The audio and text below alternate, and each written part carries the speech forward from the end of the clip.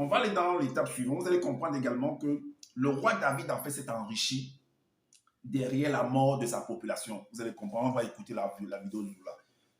Le roi David s'est enrichi derrière le sacrifice, parce qu'il a sacrifié sa population et il s'est enrichi derrière tout cela. Vous allez écouter pourquoi je le dis. On va écouter Zola lui-même. Il va vous expliquer également comment ça se passe. Parce que si moi, seul, je vous dis, peut-être vous aurez du mal à comprendre. Mais Zola lui-même va lui dire comment le roi David s'est enrichi derrière sa population. On va aller à 28 minutes.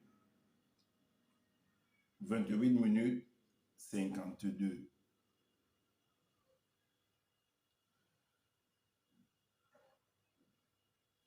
Donc, on attend que ça se mette en place. Vous allez écouter Zola, comment il parle. Vous allez comprendre que c'est le même principe qui s'est passé avec le roi David. Celui qu'on nomme le roi David. Que d'autres viennent nous présenter que non, c'était un homme de bon, c'était un homme de ceci, de cela. Vous allez voir ce qu'il va faire. Vous allez voir ce qu'il va faire. Oh, la connexion.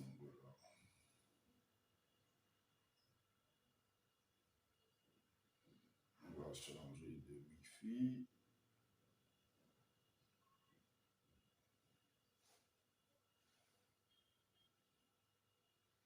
Un instant. OK. Allons voir le roi David. Donc, le démon derrière la médecine. Ce que je venais de dire, comme je dis, c'était l'introduction, c'était les différentes branches. C'était pour vous apprêter à entrer maintenant dans le vif du sujet.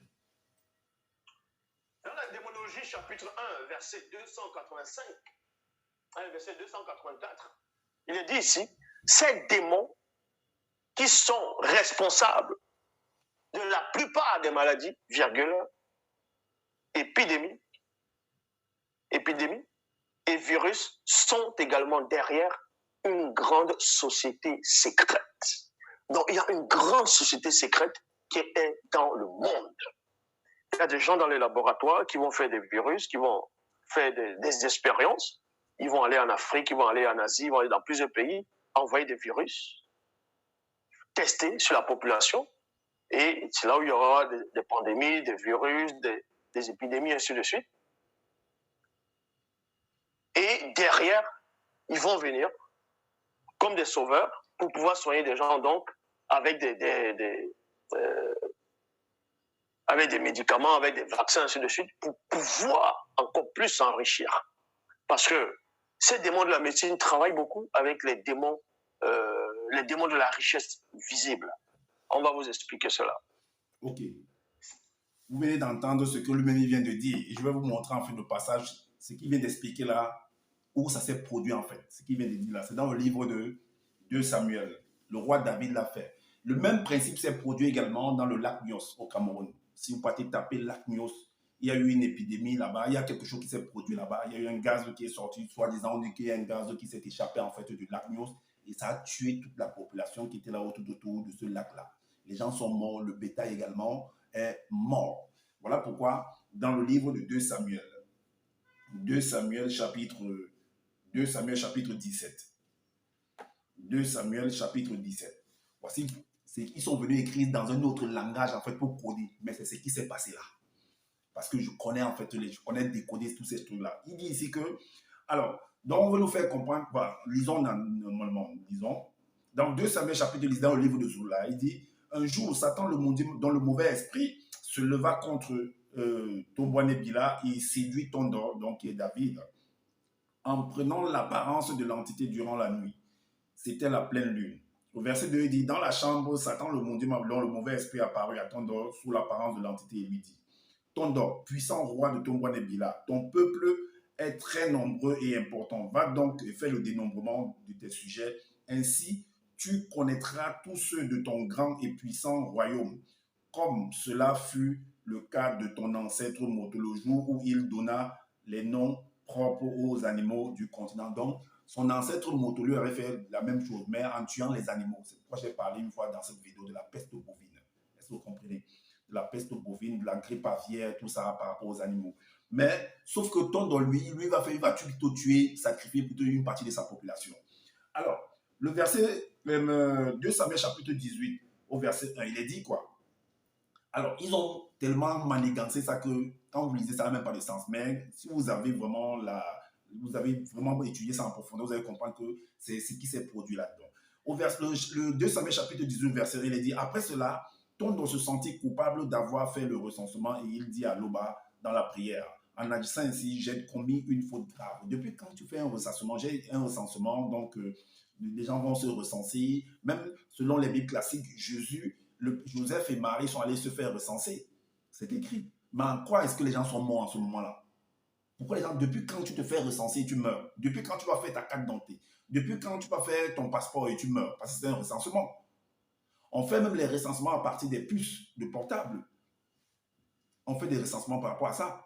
Depuis quand les gens meurent? C'est là que vous comprenez qu'il y a quelque chose qui s'est passé derrière ça, qu'on cache derrière. Et c'est ce que je vous révèle donc. Alors, le verset 5 nous dit, donc quand il a fait le recensement, soit disant l'entité, que je l'appelle mon tu viens de dire que, bon, je t'ai fait interdit de faire le recensement, mais comme tu as fait dans le recensement, je vais donc envoyer la maladie dans ta population là.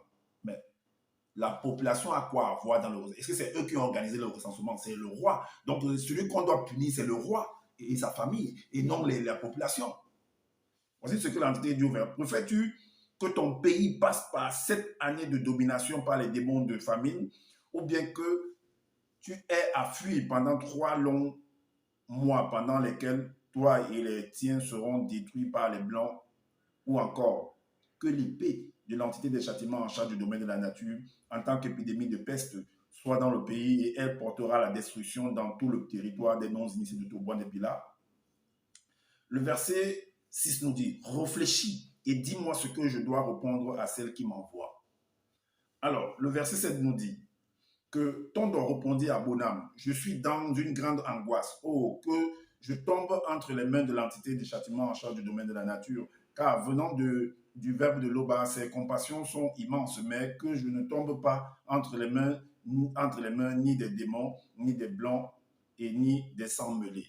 Est-ce que vous comprenez? Alors, donc, le verset suivant nous dit, le verset 13 nous dit que, le verset 13 nous dit,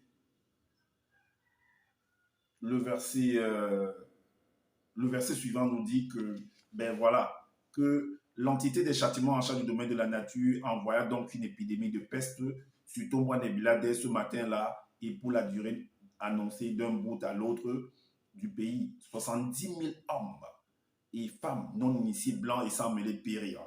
Lorsqu'elle continuait d'y reprendre l'épidémie, l'entité dit à l'entité des châtiments en charge du domaine de la nature, cela suffit mon frère, abaisse ton épée. Donc voilà ce qui s'est passé. Il y a eu un sacrifice d'hommes et de femmes. Vous avez vu, écouter le nombre. Donc c'est ce qui se cachait là-dedans.